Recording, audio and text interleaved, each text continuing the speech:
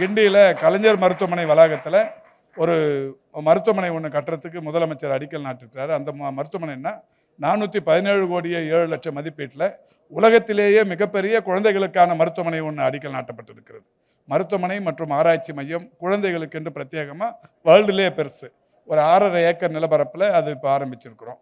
இந்த மாதிரி பிரத்யேக திட்டங்கள் தமிழ்நாட்டில் மருத்துவ திட்டங்கள் செயல்படுத்தப்பட்டு கொண்டிருந்தாலும் இந்த நடக்கிறதுக்கு ஒரு ஹெல்த் வாக்குங்கிற இந்த ஸ்கீமை தொடங்கினதுக்கான காரணம் இப்போ இந்த நடக்கிறது பெரிய அளவில் வசதியான ஒன்று.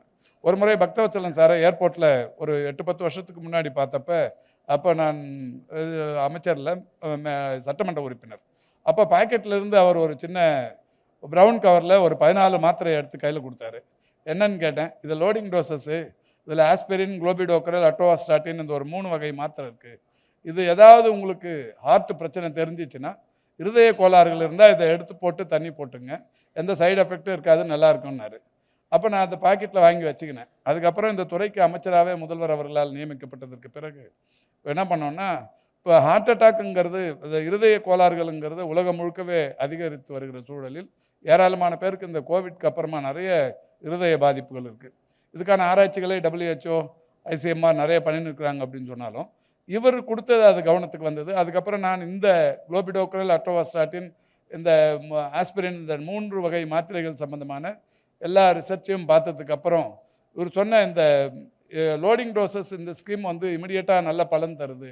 அவங்களுக்கு இந்த கோல்டன் ஹவர்ஸ்ன்னு சொல்கிற இந்த நேரத்தில் அவங்களுக்கு இந்த மாத்திரை பெரிய உதவியாக இருக்குங்கிறதால தமிழ்நாட்டில் இருக்கிற 8713 துணை சுகாதார நிலையங்கள்லையும் 2286 ஆரம்ப சுகாதார நிலையங்கள்லையும் இந்த மாத்திரையை இருப்பு வைக்க ஆரம்பித்தோம். வச்சுட்டு இப்போது நான் எங்கே போனாலுமே அந்த ஒரு சர்ப்ரைஸ் விசிட்டோ அல்லது திட்டமிட்டு ஆய்வுக்கு போகிறப்ப அந்த மருத்துவமனைகளில் எத்தனை பேர் இதனால் பயன்பட்டாங்கன்னும் போது இந்த திட்டம் ஆரம்பித்து ஒரு 3 வருஷம் ஆகுது. 2023 ஜூலை 27ஆம் தேதி மலுமிச்சம்பட்டி கோயம்புத்தூரில் ஆரம்பித்து வச்சோம்.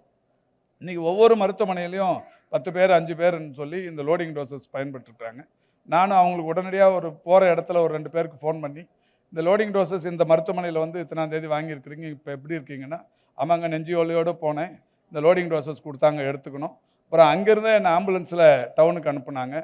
அங்கே போனேன், ஆஞ்சியோ பண்ணாங்க, இல்லை ஸ்டன் பொருத்துனாங்க, இல்லை ஓப்பன் ஹார்ட் சர்ஜரி பண்ணாங்க. இது ஏதோ ஒரு ப்ரொசீஜர் பண்ணி இப்போ நல்லா இருக்கிறேங்க, இது நல்ல திட்டம் அப்படின்னு சொல்லுவாங்க. அந்த திட்டத்தை கொடுத்தவர் டாக்டர் பக்தவச்சலம் தான்.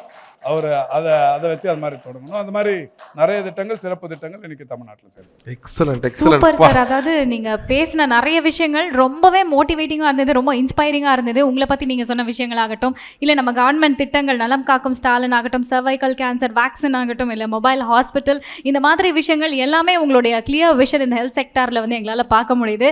ஸோ இப்படிப்பட்ட ஹெல்த் மினிஸ்டர், ஹெல்த் செக்டாரில் இருக்கக்கூடிய ஹெல்த் மினிஸ்டர் நீங்கள் வந்து நம்ம கலாட்டாவுடைய இந்த அவார்ட் ஃபங்க்ஷனுக்கு வந்திருக்கீங்க இல்லையா, அதாவது ஹெல்த் அண்ட் வெல்னஸ் அவார்ட்ஸ்க்கு வந்திருக்கீங்க. இதை நீங்கள் எப்படி பார்க்குறீங்க சார்? பொதுவாக விருதுகள் தருவது, விருதுகள் பெறுவது என்பது ஒரு மிகப்பெரிய அளவில் மனசுக்கு ஒரு மகிழ்ச்சியும் ஒரு இதமான சூழலையும் ஏற்படுத்துறது. ஏன்னா விருதுகள் எந்த அமைப்பு தருதுங்கிறத பார்க்கணும்.